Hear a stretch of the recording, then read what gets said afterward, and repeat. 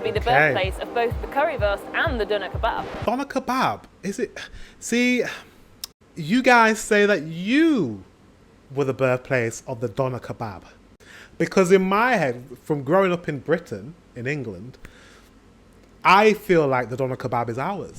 What's up, guys? It's Dwayne, back again for another video, back again for the reaction. And today is a great, wonderful, amazing day. Do you know why? I'll tell you why. Because it's a Germany day. Eastern Germany. Meet the Germans. Road trip part 3. Eastern Germany. Without further ado, let's get into this reaction. Let's go.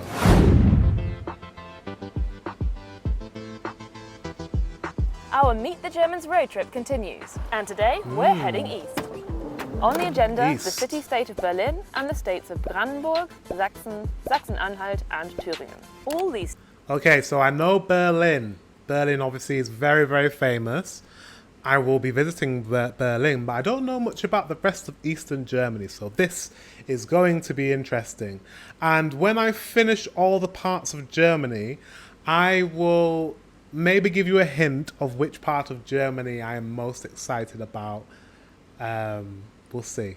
I'm excited to know. I don't know which one I'm going to be like, oh my God, I need to visit. I want to visit all parts, but we'll see, in my estimation, which one excites me the most. These states, although only half of Berlin, as well as Mecklenburg-Vorpommern, which we visited on the northern leg of our road trip, belonged to the German Democratic Republic from soon after the end of the Second World War, all the way up until German reunification in 1990. This recent history has coloured a lot of the culture here, but there's so much more to the region than its GDR past. So today we're going to get a good dose of history for sure, but also plenty of other cultural tidbits and hopefully a few surprises too. Let's start in the German capital. That side of the city once belonged to West Germany, and that side to East Germany. But of course today this is one united metropolis and Germany's most populous city with a little under 4 million inhabitants. Berlin has a reputation as a party hotspot and creative hub.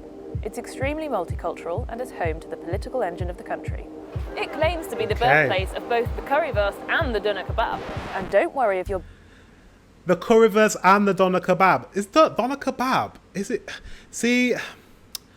This is what confuses me, right, my German friends. The doner kebab, I thought it was British. I thought it was brought over by maybe Turkish people or, you know, people from that part of the world, and they brought the doner kebab, and I thought it was something that was big in Britain first.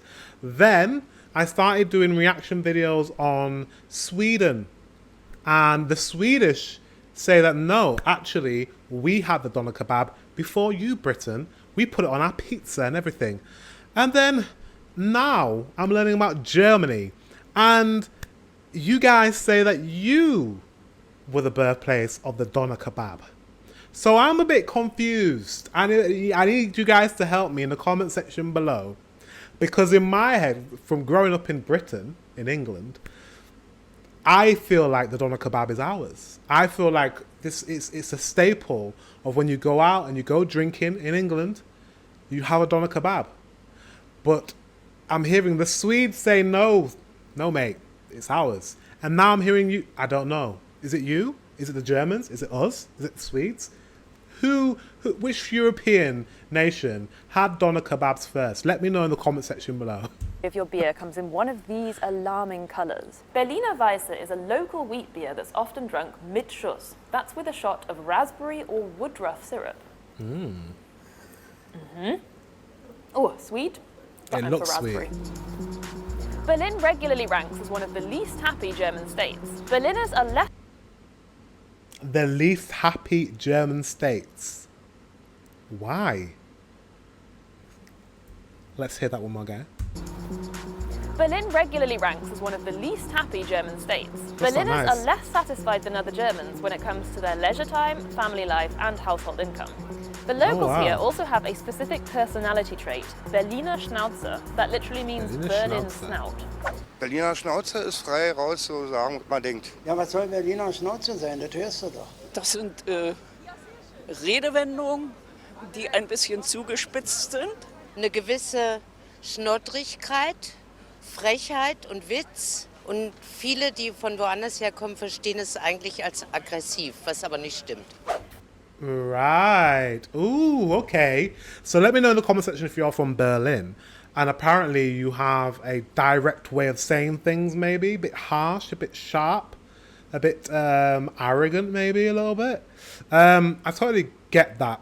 You're a capital city, right? So the people in capital cities tend to think a lot about themselves. They do. They think a lot because they're the capital city. So they feel like all the other places outside of Berlin, you're all just country people. That's what Londoners in London, in the UK, think of the rest of England. And they do come across to people who are not from London as being a bit snooty. We use the word snooty, and a bit arrogant and a bit direct and harsh and not friendly, and they don't smile as much. I think it's just a city capital thing. But let me know in the comment section if you're from Berlin and you feel like you guys have this trait. You'll come across plenty of different dialects in the east. Sächsisch gets a particularly bad rap in Germany. It's spoken in Sachsen and parts of Sachsen-Anhalt and Thüringen, and it's often voted the least popular dialect in the country. But from the late Middle Ages, Saxon from the town of Meissen was considered exemplary German. Martin Luther used it for his Bible translation and Goethe for his studies in Leipzig. So, let's learn a little local vocab. Nu ist ja. Okay. Schauen Sie mal hin, das sagen wir nie. Wir sagen, na guck mal da. Wir trinken ein Schälchen Häsen. Ein Häsen. Mutschekiebchen zum Beispiel, der Marienkäfer. Vom Portugiesisch heißt fantastisch. Die Entwicklung ist noch mehr zum Hochdeutsch. Und das, was übrig geblieben ist, ist weniger der Dialekt als mehr die Mundfaulheit. Alle Jugendlichen, würde ich sagen, lernen das auch größtenteils in der Schule. Es steckt doch im Blut der Sachsen, dort so zu sprechen. Ich möge es eigentlich nie so richtig. Das kann ich jetzt vielleicht gar nicht sagen. Jetzt senden Sie das gar nicht noch. Man erkennt uns weltweit an diesem Dialekt. Fast so gut wie die Bayern. Tschüssi! I don't know if it will make you recognizable worldwide. I don't think the world knows that you guys have a dialect, but it's really interesting. Some characteristics of Eastern Germany do have roots in the region's GDR past. For example, this is the least religious area of the country, and some parts of the East have seen strong support for anti-immigration movements and populist politics in recent years. Interesting. So that sounds like to me that Eastern Germany is quite interesting for anti-immigration. Say that again. So this is the least religious area of the country, and some parts, which is quite a left-leaning ideology. Of the East have seen strong support for anti-immigration movements and populist politics in recent years. Which is very right in terms of political standing. So the East Germany sounds quite polarized, right? You have a bit of like leftistness and a bit of rightishness.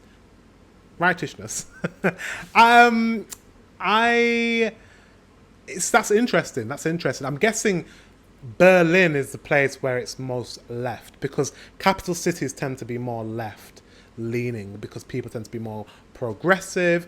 They tend to be more multicultural. You're living with your neighbors are probably people from other countries, probably from different backgrounds, and you're just more used to that. So you tend to not be as afraid of what's different, but when you live elsewhere, you tend to be a bit more superstitious. Is that the right word I'm thinking of? Yeah, a bit more afraid of what you don't know. So, interesting. Eastern Germany. So it depends where you go. Depends on how the people are. Recent years. States in the East also lag behind noticeably in terms of productivity, income and employment. While West Germany experienced an economic boom in the 1950s, no such thing occurred in the Communist East. Once the Berlin Wall fell, many young educated Easterners moved west. Rushed attempts to introduce a market economy and Western currency in the East caused unemployment to skyrocket. Over the past 30 years, various government schemes have seen billions of euros invested into regeneration projects in the so-called new German states. So do people here think the East and the West of the country are finally on equal footing? Bestimmt nicht, nee. Denke ich doch. Man macht keinen Unterschied mehr. Wir werden von den Westdeutschen oft als die zweite Wahl Deutschlands bezeichnet. Wow. So there's a divide between East and West still to this day. It's quite sad, but it's understandable. Like as in nature, as nature, as human beings, in our nature, is to be quite tribal, right? We are tribal. We do group together and form groups. That's what we do as humans. And if your history there was a part of your history where you were divided, and it wasn't that long ago. It was long ago, but not that long ago.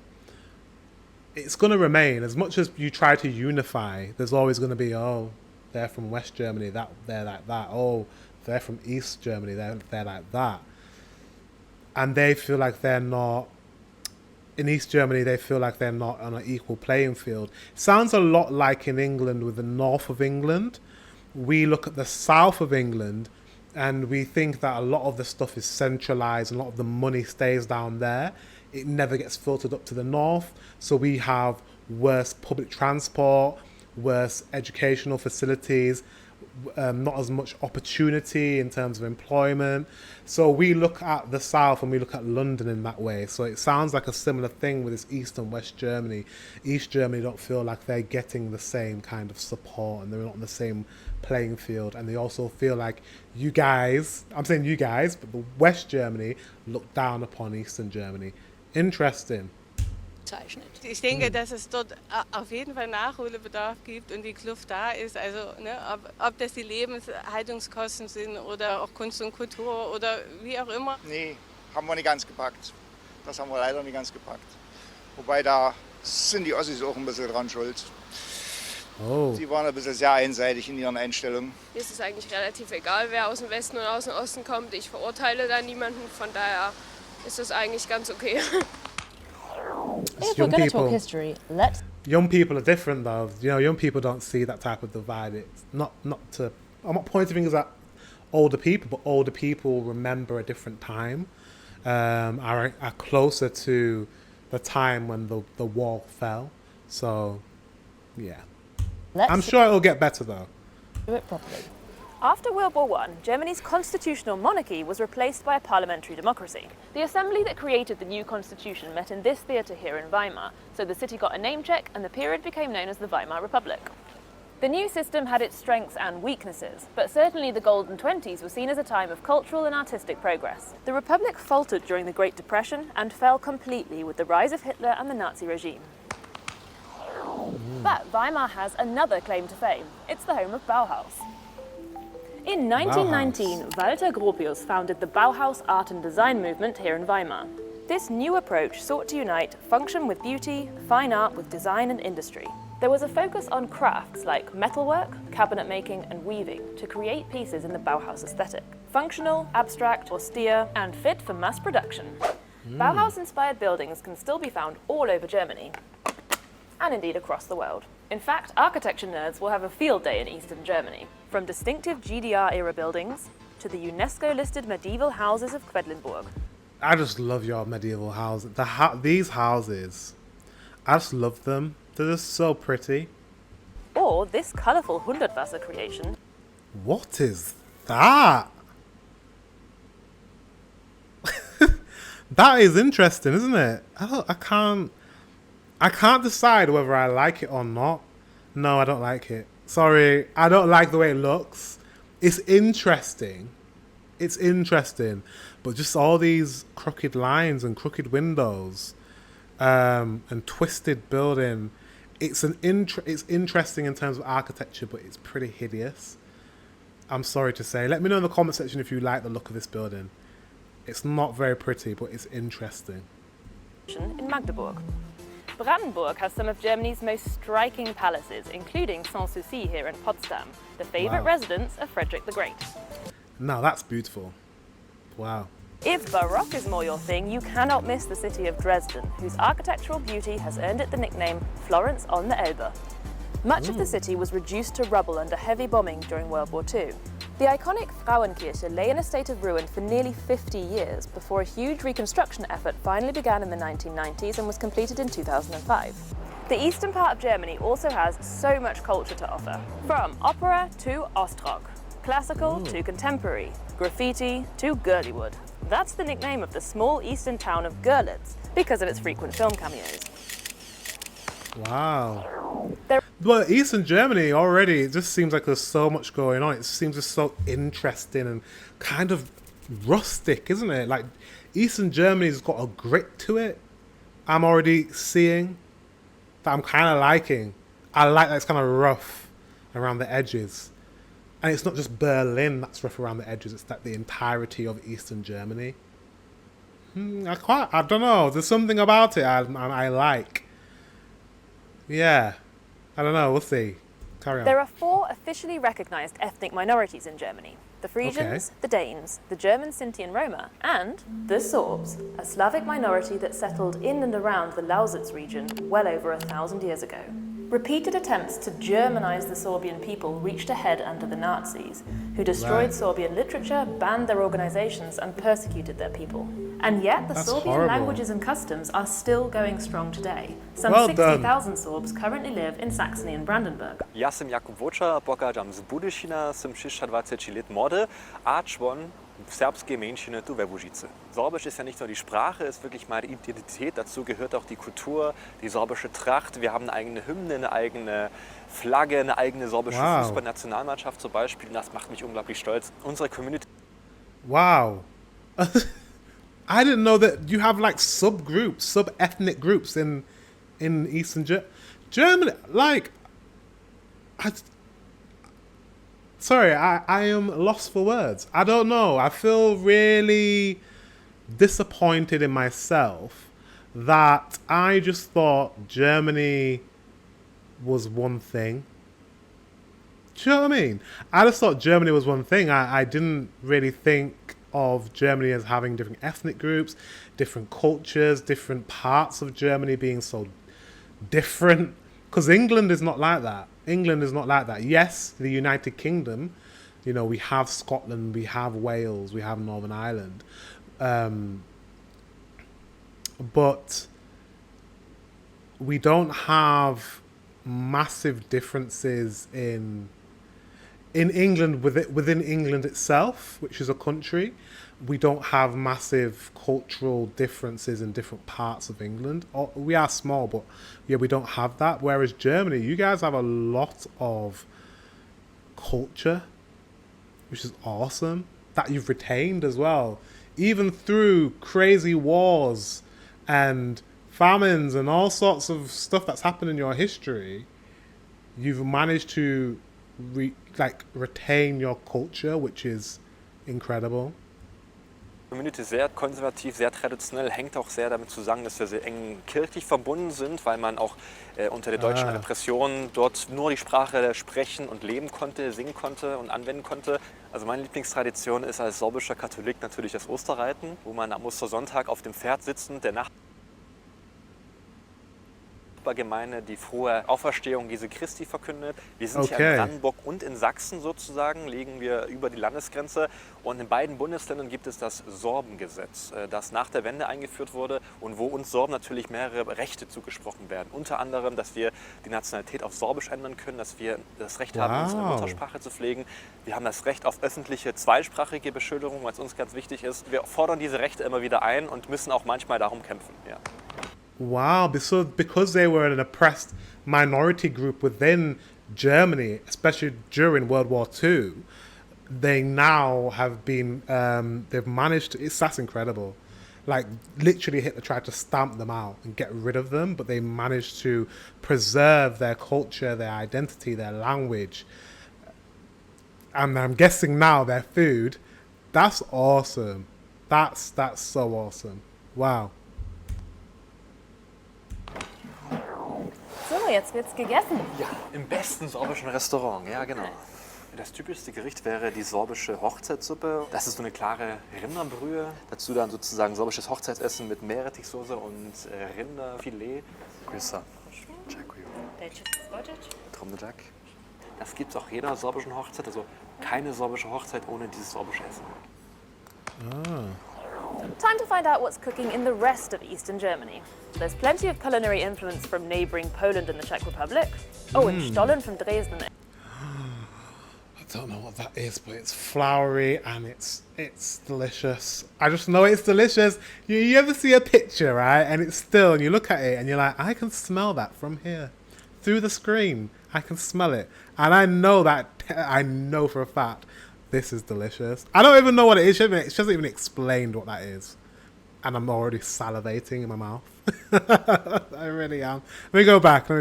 There's plenty of culinary influence from neighbouring Poland and the Czech Republic. Oh, and Stollen from Dresden is a festive favourite. Thüringer Rostbratwurst is a classic sausage speciality. And a popular sweet treat in the Harz region is the Baumkuchen or tree cake, named for its many rings. Tree cake? Ah. Nice. The highest peak in the Harz Mountains is the Brocken, which is shrouded in myths about witches and devils. It also doubles as an excellent hiking spot. Looking for more natural beauty spots in eastern Germany? Try the Erzgebirge, Sächsische Schweiz National Park. Wow, what is this? That's incredible. Is that real? That's incredible. Or the sprawling Spreewald. Brandenburg takes the title of most watery German state, with some 3,000 lakes. Wow. Let's hit the Senftenberger See. You might get more than you bargained for if you stop off at a lakeside bathing spot here. Freikörperkultur, free body culture, is very popular around here. That brings us to the end of another whirlwind trip. I hope you discovered something new along the way, and as ever, share your own tips and experiences in the comments. Make sure to join me for the final leg of the Meet the Germans road trip. Tschüss! Okay, East Germany. I don't know. For some reason, not for some reason, there's a lot of reasons. I have a little soft spot for East Germany. There's just a bit of a rough around the edges kind of grit, and like a beautiful grit to East Germany. I don't know what it is. I mean, I thought it ended with Berlin because Berlin is just so, but the rest of East Germany as well, there's something about it that from this video I'm like, it seems really cool. It's gonna be hard. It's gonna be hard to choose between. I don't know if I can choose between them, and I don't know if I can rank them. But Eastern Germany really has tickled my fancy. Let me know in the comment section below whereabouts in Germany you think is the best to visit, and whether you think North, East, South or West Germany is the best. Part 4 coming soon. Guys, thank you very much for watching. Until the next one, I will see you very soon.